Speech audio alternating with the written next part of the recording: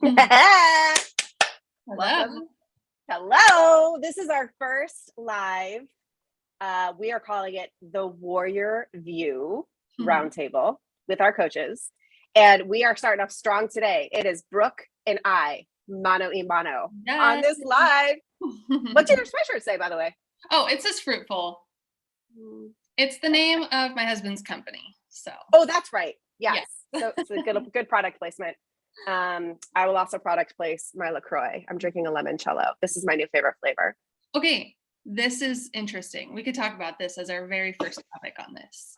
Very first topic in the history. So like 10 years from now when Ezer Co is like a globally recognized company, we're going to go back to this moment in the first thing that we talk about. Go, Brooke. Sparkly water. We're going to talk about this. Okay. So I actually hated sparkling water for a very, very long time. I remember this about you. I finally was like, okay, I'm just gonna give in, start drinking it regularly, and I love it. I'm obsessed with it. But the Good and Gather Target brand sparkling water is my all-time favorite. I don't know if you've tried it, but it's the best. Okay, Good and Gather. Yeah, it's like the Good and Gather's like the Target brand, you know, like the food that you get at Target. Good and Gather has sparkling water, and it is like the What's your favorite flavor? Carbonated. Oh, it's just so good. Strawberry mango. Okay. All right. I like the dual flavor too. That's fun. I drink a lot of sparkling water because I drink a lot of water in general. Yes. I mean, we talk about in wholeness. One of the first questions of the wholeness assessment is actually like, do you drink half of your body weight in ounces of water every single day? So I do. This is my brand new water bottle because I keep losing mine. But sometimes I get a little bit bored of the non-carbonated. So then I bust these out. So I appreciate the recommendation. I love it. Okay, so here's the deal. One of the things that we wanted to do in this aspect of our monthly features in the Warrior Women community is kind of like a bit of a spin-off of The View. If you've watched that show, I don't know. Are you too young for that, Brooke? Oh no, I've watched. Yeah. Is it still on? Okay, I don't even. I mean, Whoopi Goldberg and Barbara Walters was kind of the original. Yeah, Whoopi's there, I think. Who knows? I don't. Roseanne Barr was there for a while. A long time. So, and like they've had Elizabeth Hasselbeck, like they've had a pretty diverse group of women, like with opposing views and like different things to say and some hot takes on what's happening in the world. So we thought it would be valuable in this community to do kind of a spicy roundtable conversation every single month with whoever's available on our coaching team. Because, you know, our coaches have jobs and families and lives outside of Ezer Co. Shocker. But we thought like once a month, if we could get together to talk about some things that we see happening in the world or things that we're experiencing in coaching or whatever, that it could be valuable for our community. So the first thing that I would say to those that may watch this after the live recording today is we want to hear from you, like what you would like for us to talk about. Like, is it hot topics? Maybe we can add a poll to this post later, but like, is it hot topics? Do you have questions that you want us to answer? Do you want us to kind of talk unfiltered about our own lives and like what's going on for us in our own wholeness journeys? What would be some of the things that like you would tune in for in the future? Because while this is a roundtable, people can actually join us live and like watch, right? And participate in the conversation. So would love to know your future thoughts on that. But for starters, this is Brooke and I making history in our very first history Warrior View roundtable. So we've got a couple of things we want to talk about today because the holidays are rolling in. And I'll say something serious before I say something fun. I feel, and Brooke, I'd like to know what you think. Yes. I feel like every woman that I've talked to in the last 6 weeks is looking to December 31st, 2021, and is like running, falling, like collapsing, can't wait, get this freaking year done. I thought 2021 was going to be fantastic. Maybe it wasn't so much, but like is like we are ready to collapse across the finish line of the year. Every conversation that I have with whether it's, you know, stay-at-home moms or executives or pastors or people that are kind of doing contract, no, doesn't even matter what it is that you do, that's what's happening. Yeah. Do you resonate? Is that what's happening in your world? I was actually just talking to somebody the other day about how I mean, 2020 was really sucky. Like it was. But Unequivocally bad. also 2021 was super sucky too. Like you had high hopes for like Yes. the new year of 2021 being this like, okay, I think I'm gonna catch a break, or there's gonna be some like new things. And there might have been some new things, but they've been exhausting things. Yeah. So yeah, I would agree with you. 2021 has felt like, okay, I'm ready. Like, what will 2022 bring? I'm not sure. I hope there's endlessly more margin in my life. Yes. Yes. It's funny because we have one of our workshops is called Magnifying Your Margins. And as I was creating it, it was literally messages to myself. Like it was, this is exactly what I need, because the amount of margin that I feel in my life is like paper thin some days. Yeah. And yeah, we really did hope for the best, and it hasn't quite been there. So, yeah. But here we are, we're like 6 weeks away from the end of the year. I am feeling a measure of hope because one, I'm going to take next week off for Thanksgiving. Oh, good. A whole week. A whole week, which is Wow. part of my collapsing to the finish line, is there's so much to do between now and then. I also feel hope because I got new hair done yesterday, new cotton color. So I'm pretty happy about that. But with Thanksgiving being next week, and Starbucks has officially kicked off the holiday season, as we know, as well, with those little red cups. Jocelyn Pierce, one of our other coaches, would not approve of what we're about to say, but what is the beverage that you are ordering at Starbucks this holiday season? What's your fave? Oh, I love it. Jocelyn's done such a great job at trying to get us to cut back on coffees this month. I have half succeeded and half failed at that. Because holiday drinks, man, I don't know. So good. Thanks. What do you like to get? What's your favorite? Okay. Number one, I'm obsessed with iced coffee. So I find it very difficult sometimes to like be ready and fully ready for those holiday drinks. I also live in Arizona. So that's like the other part where it's just like, it's still 80 some degrees every single day. So no, I don't want like a hot holiday drink, until it's gonna be super cool, until it's like nighttime. And it's like, I can't drink coffee at this time. But I really love the chestnut praline latte. It's my favorite. Do you do it iced though? I don't. I've never done it iced. I used to try to get the pumpkin spice latte iced. Didn't like it. I was like, this is supposed to be a hot drink. So okay. But I like the pumpkin cream cold brew. That's like more fall. But yeah, the chestnut praline, I get it hot. And what other ones? Is it the salted caramel mocha one? It's super good. Yeah. I don't know. I mean, I like the gosh, I just drew a blank. I like the creme or the caramel brulee. Oh yes, that's the one I was thinking of, not the other. Yes.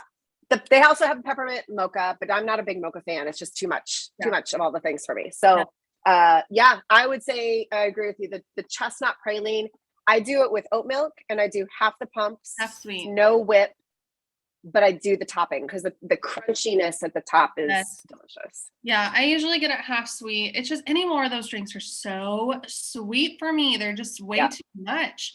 But I get it that like with the blonde espresso, it's not quite as bitter. So it okay, these are good tips. Smoothness of the coffee. Yeah.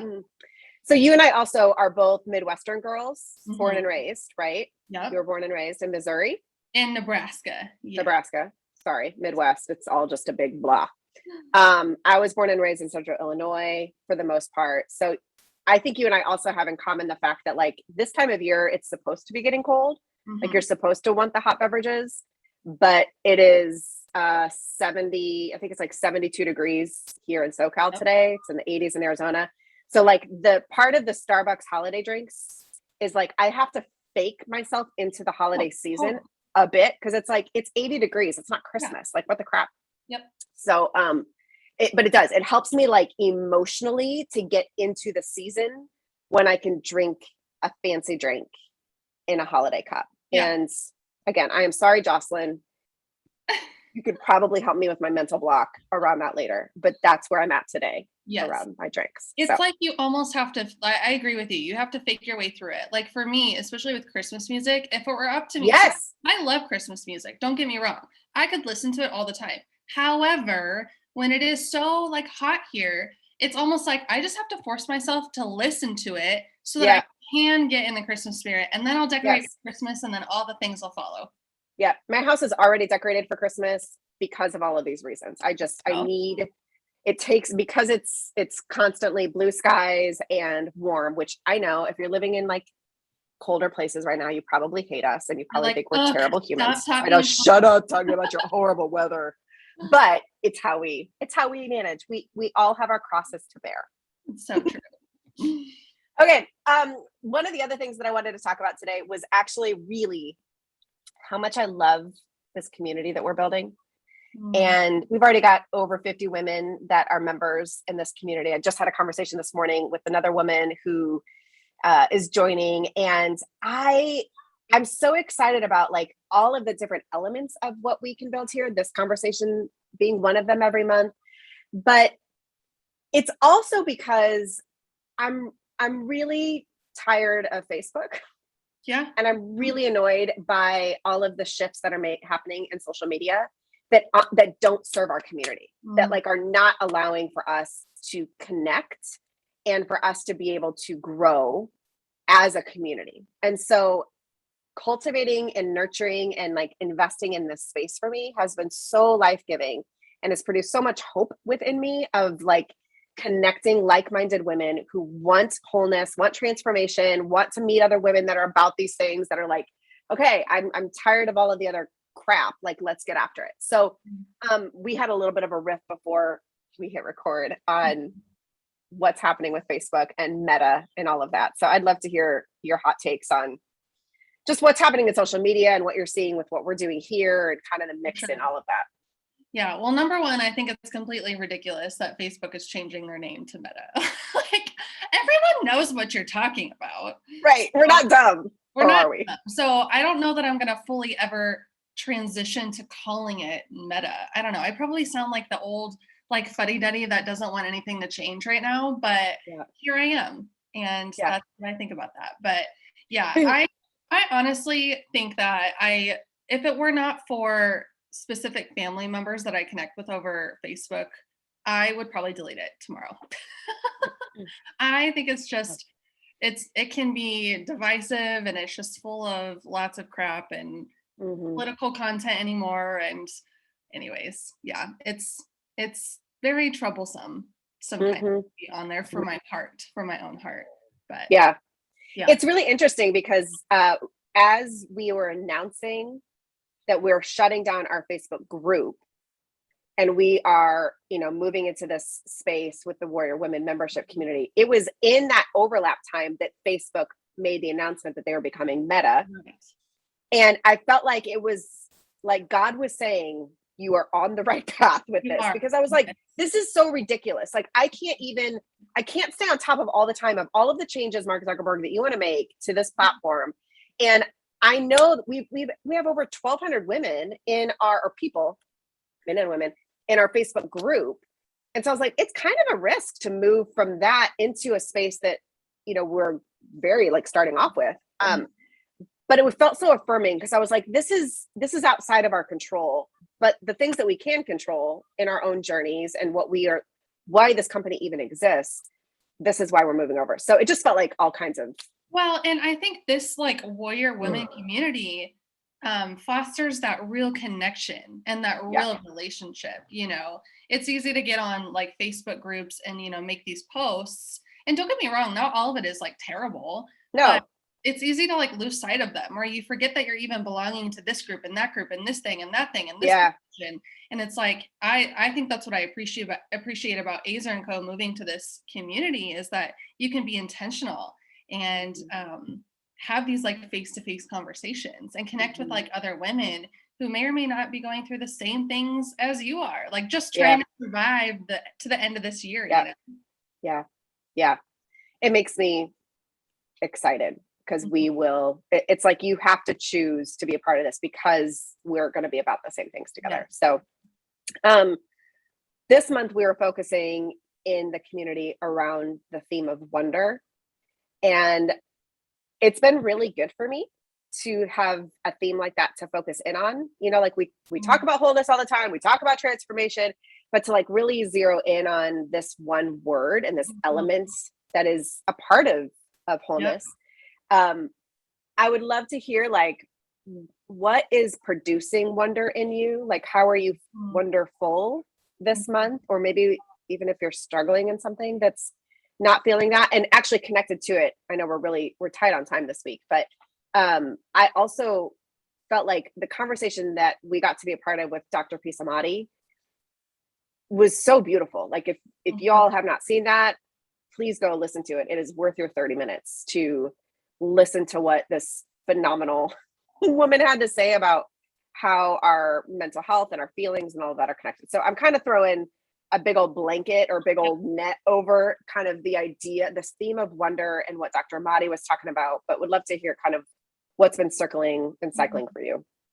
Well, the first thing that comes to mind is just curiosity. When I think about wonder, I think about being curious. I don't think you can experience the wonder in your life unless you're wondering about people and places and nature, and I mean reading and soaking in all the information and all the things that you can, being a very curious person. And so I think that Dr. Amadi had mentioned that too.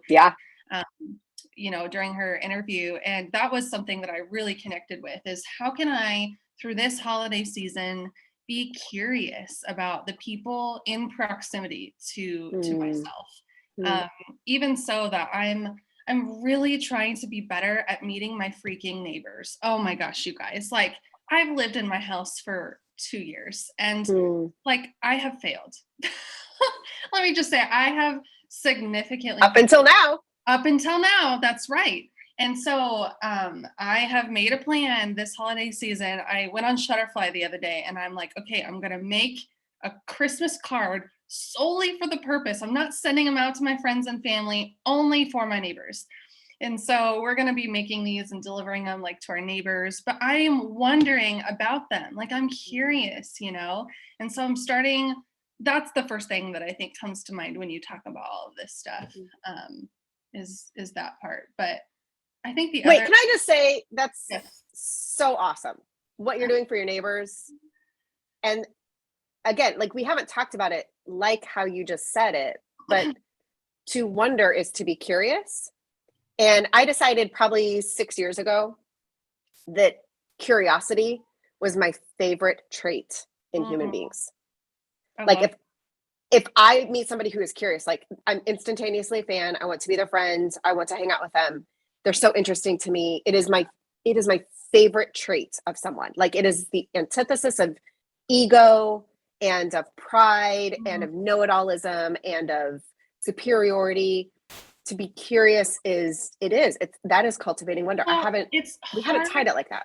It is hard to hate somebody or to even be apathetic towards somebody if you're being curious about them. I mean, how could you, you know, if you're wondering about their story, even if they're like the worst person out there, if you wonder about them, I mean, you might realize that there are like little pieces that you can actually connect to with them, you know? So what about you, April? I'm curious, how are you experiencing that, just going into Thanksgiving and wonder and all the things? It's a great question. I mean, my kids are like my greatest teachers, honestly. And I feel like they are wonderful humans and they teach me about what it looks like to just have like a lightness, even in hardness. You know, I think our kids are have taught me a lot about not letting all of this stuff weigh in on you day in and day out. So like, for example, the word of this year of life for me, my 42nd year of life, is play. And I think my kids are really pulling me into that. I am naturally a really playful person. I have a strong 7 wing as an Enneagram 8. You've got a 7 wing as well. Yes. on the Yeah. opposite side.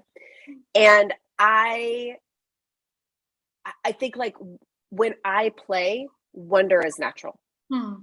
There is there is really like a formula, Yeah. play plus wonder equals like a better version of myself. And so, like I just walked my son home from school with his little friend, and they're just like bouncing along and talking about their math test and talking about like what they did on play at recess. And, like there was a playfulness Mm-hmm. in their beings. And it reminds me that like the whole world isn't burning down, or Right. that my work isn't like the most important thing in the whole freaking world. And like there's just a recentering to it. So that really does produce wonder in me, is when I can play. And my kids just do it so effortlessly Yep. that it kind of pulls me back into it, because my 8 intensity can squeeze that out pretty easily. Wow, I love that. So as a 6 on the Enneagram, so I'm a 6, and I typically like to play it safe, but I constantly live in this like sphere of like nostalgia. I don't know if this is like my Enneagram or if it's just my personality, I'm not sure. But it's like to the point where I like, will listen to old albums like all the time. I'm to the point where I now listen to like all of my music that are now considered oldies. Like I don't listen to current music anymore. But like those are the types of things that, I just resonate with what you're saying. It's like when you're a kid, you go back in time, you're trying to put yourself back into being like a kid and experiencing these things that you got to do with like your friends, or the music that you used to listen to. We should be able to replicate that right now. But oftentimes we get so locked into striving forward. And don't get me wrong, striving forward is good, but sometimes you just got to resonate with where you're at and you have to play like you're saying. I love that. You are a little fuddy-duddy. Mm-hmm. You're like an old lady right now. I am. I think too, like one of the things that Dr. Amadi said that has been like searing in my brain is that emotions are messengers.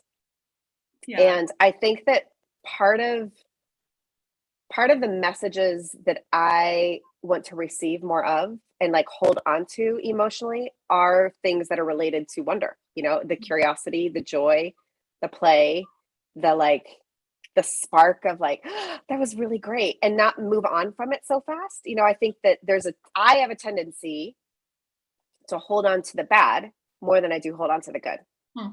And so letting her remind me that our emotions are messengers, and like we get to choose if we like hang out with that messenger, or if we let that messenger just kind of like pass through and move on. That has been playing over in my brain for the last couple of weeks. Wow. And it's cultivated some more wonder in me. So this has been really helpful practice for me too. I love that.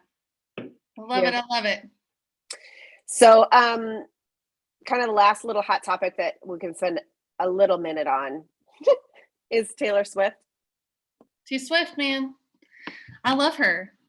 I know you do. Tell us what you think about Red. I am so nostalgic over this re-release of this Red album. So I don't know if you use Spotify. I use Spotify. I do use Spotify, yeah. And I love how like there's the Discover Music on Fridays. It's like every Friday, first thing in the morning, I go straight to my Spotify Discover list. And I'm like, what's the new music? And I honestly didn't even realize she was releasing this album. So listening to all of this, I'm just like, oh my gosh, this puts me back to like my college days and like hanging out with my friends. Like, oh, it's just amazing. So what was the song? She even added some different covers to her album, Better Man by Little Big Town. I don't know if you know Little Big Town, but I'm obsessed with them. Just a little bit anyway. Just a little bit. Just a little bit. But yeah, it reminded me of just like, okay, she's honing in some of her country stuff again. I feel like she's kind of swinging from like uber pop back into her like homegrown country. So yeah. What I find so fascinating and amazing about her is she's about your age, isn't she? I think so. Yeah. We're probably right around the same age. You're probably within a couple of years of each other. I mean, whether it is like my daughter who is 11, or like I have a friend on Facebook who is in her late 40s, Black, white, Hispanic, Asian, all across the age. She has a way that she's been able to connect with such a broad range. And now it's like a couple of generations, right? It's like we were growing up with her, but now it's like even another generation that's kind of going like, she's the coolest. And so I just find that so fascinating. And to re-release an album with kind of like new messaging around it too is really fascinating to me. I think I've never thought about that actually. Brilliant. That's really cool. Yeah. Yeah, that's very interesting. Here's the other thing that I love about her too. I didn't plan any of this. I've just been thinking about it right now. But like she's so unassuming, you know, like she's this like wafy little blonde-haired, soft-featured kind of, she has a very unassuming presence to me. Like she's beautiful, you know, obviously. I mean, but she really feels average. Like she feels like an average human, which is part of the reason I think maybe she's connecting. But there is an element to me about her that goes, even as her like from the South, blonde hair, little girl, she has shown up in the world. Yeah. She has not messed around. Nope. She has taken up her space. She has found agency. And I think that she's got a word for us all in that, you know, like she's fired people that have not served her well. She has called out people on social and on her documentary. I loved. Yeah. Like there's just a like her presence and her work have been like aligned and have been really strong, even though she doesn't look like she would be like a world changer. For you know sure. what I mean? Oh, definitely. Well, and I even think you see it through just like how she's changed through her albums. Yeah. Every album has been so different. Like I mentioned before, she's like went uber pop. And I think I through the documentaries, I don't know if you've seen all of them or not, but she kind of explains what she was going through during some of the times. Yeah. And then even like the folklore and Evermore albums that she's been releasing, it's almost like she's settling into her identity. And you can like see that and you can feel that. And she's like comforting almost because you're like, I see you. I went through the same things, you know? Yeah. I think that's why I connect to her albums on such a deep level, because it's like, haven't we all been through that flux of trying to find who we are, you know? Yeah.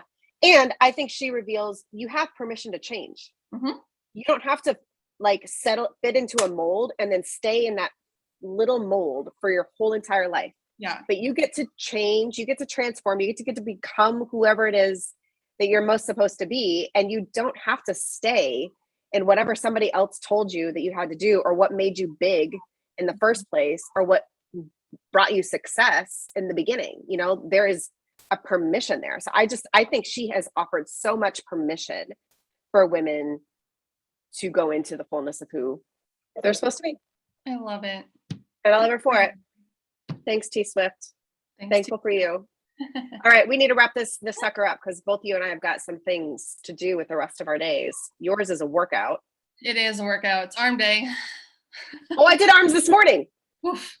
Oof. Yeah, Oof my leg day killed me a couple of days ago, so I was waddling around my house like a funny duddy. Yeah. All right, so last question that I would have on our very first Warrior View roundtable, which is more of like, it's not really a roundtable, it's more of just like sitting across from each other on the table. We don't need the whole roundness happening today. But Thanksgiving next week, what's your favorite side? What's your favorite food? What's your favorite like edible for Thanksgiving? Okay, I really enjoy the stuffing. Stuffing is probably my favorite out of like the side dishes. Also, this is very unique, but I love banana cream pie. So I am not a pumpkin pie person. And my family growing up, we used to make banana cream pies on Thanksgiving. And that's like what I've carried through. Like even I'm moving away from Nebraska into Arizona. We host Thanksgiving. And like everyone wants to bring pumpkin pies, and that's fine. But I'm going to still make my banana cream pie because it's so freaking delicious. Oh, I love it. I want some now. I know. Whenever I come to your house, I would like to request that, please. That's really good. What about you? I would agree with you on the stuffing. We make a jalapeno cheddar stuffing. Oh my That's like we are spice people. So that is definitely always on the list. The second thing that's on the list is a dish called party potatoes. Are you familiar? I am not familiar, but this Okay, sounds like a party. Yeah, right. It's for my Enneagram 7s out there and for my wing. This is like straight up like small town Midwestern girl in me coming out. So party potatoes is essentially mashed potatoes, but then you throw in an entire block of cream cheese and you throw in an entire 8 ounces of sour cream, Yes. and then you bake it. All the dairy. Yes, and salt and pepper and some paprika on top. So it's like a double baked mashed potato with all those extra creams in there. Oh, and you do some milk, of course, as well. So it is only to be had on very rare occasions because it is going to kill you if you have it more than a couple times a year. But party potatoes is a family favorite. I want some right now. My mouth is literally salivating. I'm like, give me some of those. We celebrate Thanksgiving. It's a Friendsgiving, and we travel to be with some friends for Thanksgiving, and we have introduced it to their family, and they love it. And so this is how good things spread: is one person at a time. It's the gift that keeps on giving. Thanksgiving, Friendsgiving. Yep. So let's wrap on that. That's a fun note. We are. I am thankful for you, Brooke. You have been thankful for you, April, doing all the things this month. You've got a coaches contest happening today that you've participated in, celebrating loving on Heather Henderson and Her to You. You're also launching a challenge, a wholeness challenge next month. So be on the lookout for that, you guys. We're excited about, what she talked about today with her neighbors. This is what we're going to do for our wholeness challenge this month. So yeah, thank you for participating in all of the fun ways, and sharing is caring. So if you're watching and you are like, you know what, I have a friend who needs to be part of this community, invite her. She can join for free. She can be a part of it for a whole month to check out all of the good things that we are doing here. And yeah, we want to move away from the meta and into something that's maybe a little bit more personal. So much love to you. Thank you for being part of this very first Warrior View Roundtable, everybody. Peace.